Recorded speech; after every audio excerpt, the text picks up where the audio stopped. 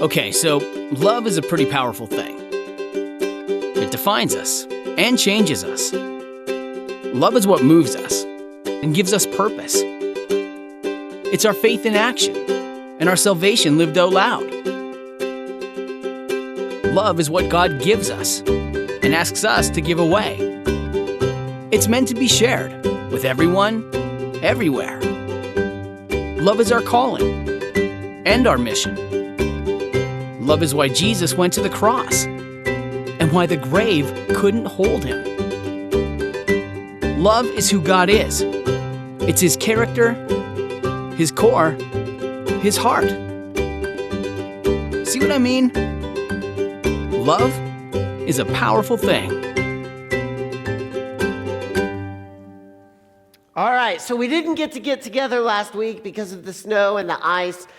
So tonight we are continuing and finishing all at once our series on relationships. And I'm really excited for tonight because I think this is a message that is so vital for us to internalize and know no matter what age we are. It's so important that we understand what we're going to talk about tonight. But if you remember a couple weeks ago when we were together, we talked about how you are whole and complete and loved just the way you are.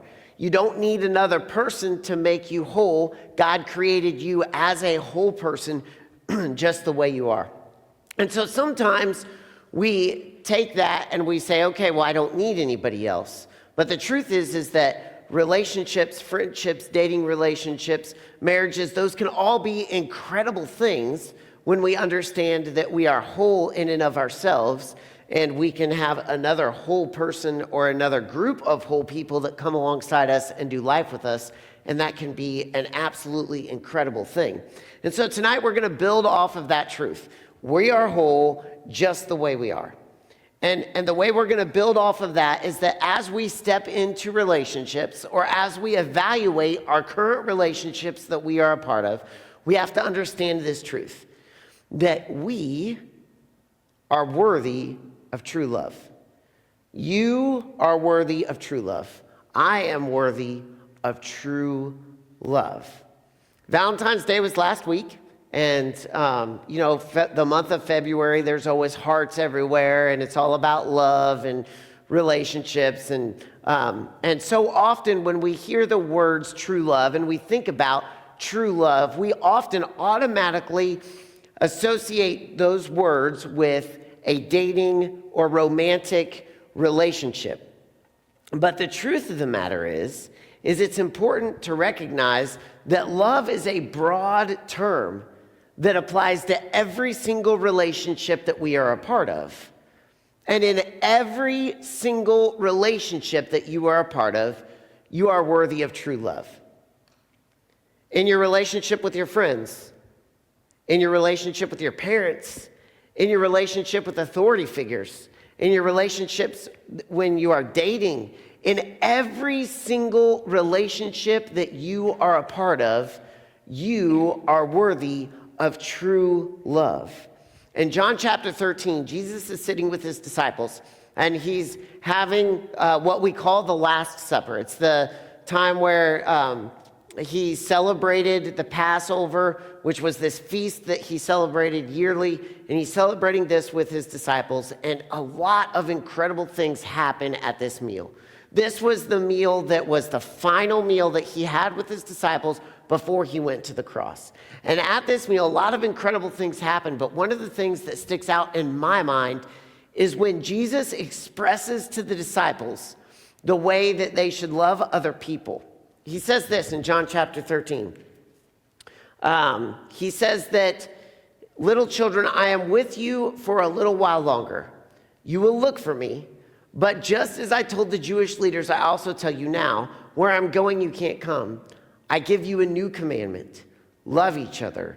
Just as I have loved you, so you also must love each other. This is how everyone will know that you are my disciples, when you love each other." Now, here's this incredible thing that happens in John chapter 13, is that a lot of times we read this verse, and more often than not, I have read this verse and I've said, you know what? Jesus is exactly right.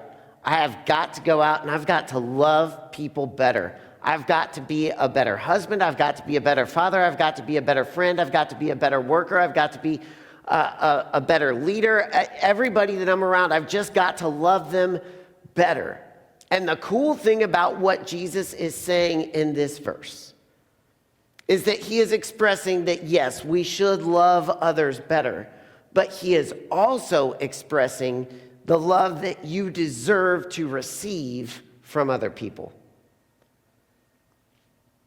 He's expressing in this moment that, yes, we should love other people, but he's also expressing this idea that we are deserving of this kind of love.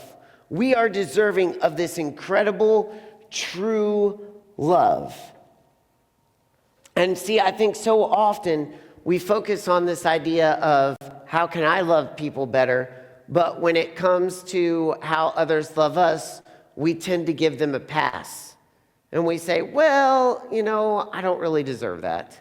I don't really deserve that kind of love. Or, yeah, they said some things that they shouldn't have said, but really, you know, I deserved to be treated like that.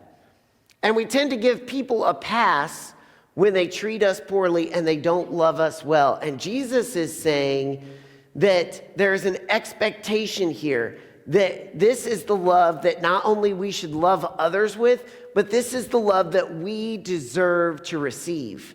This is the kind of love that goes out and changes people's lives.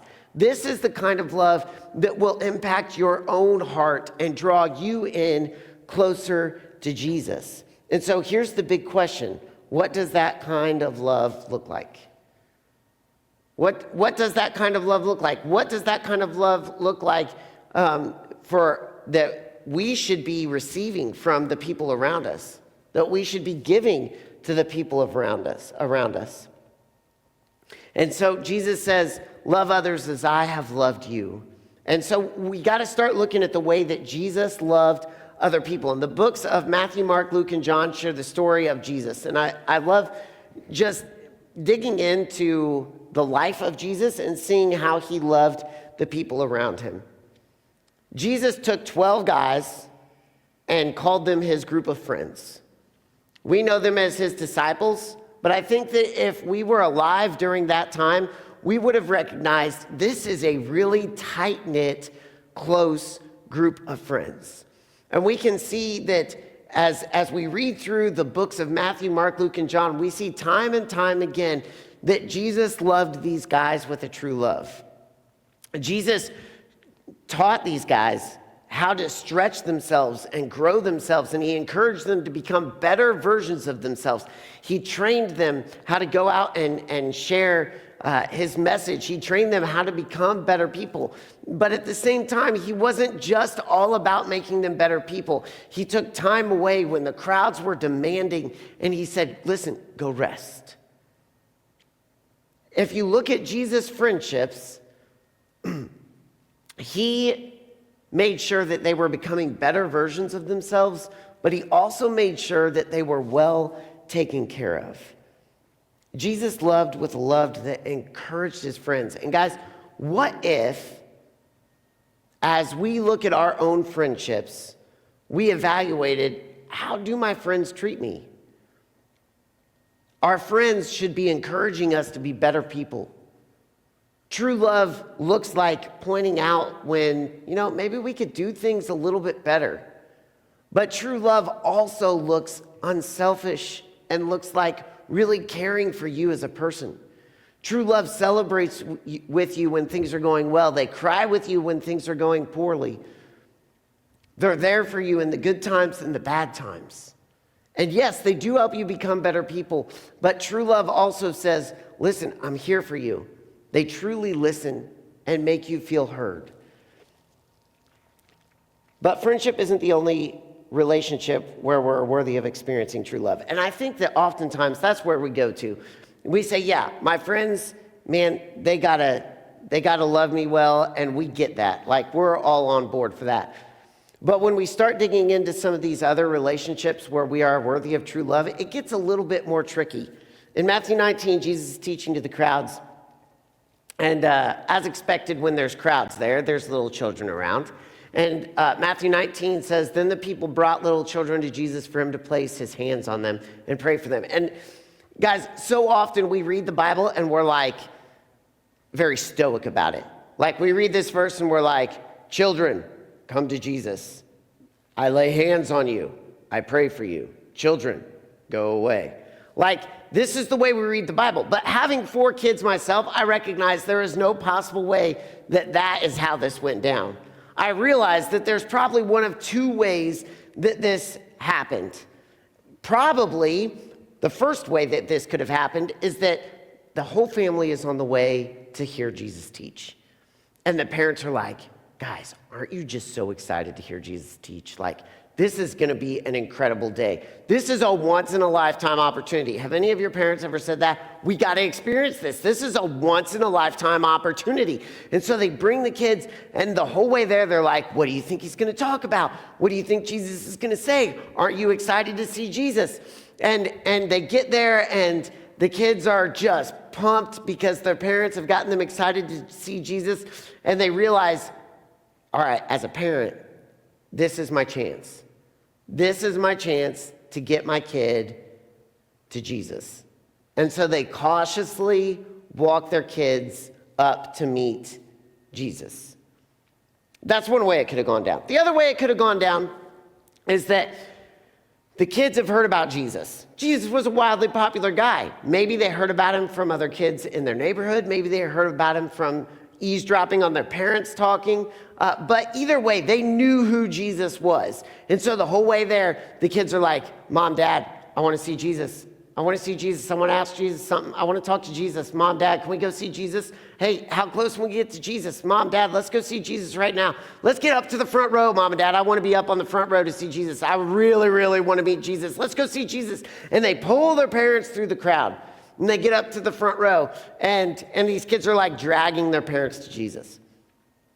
That's kind of how I imagine this going down. Instead of this very stoic, the children were brought to Jesus.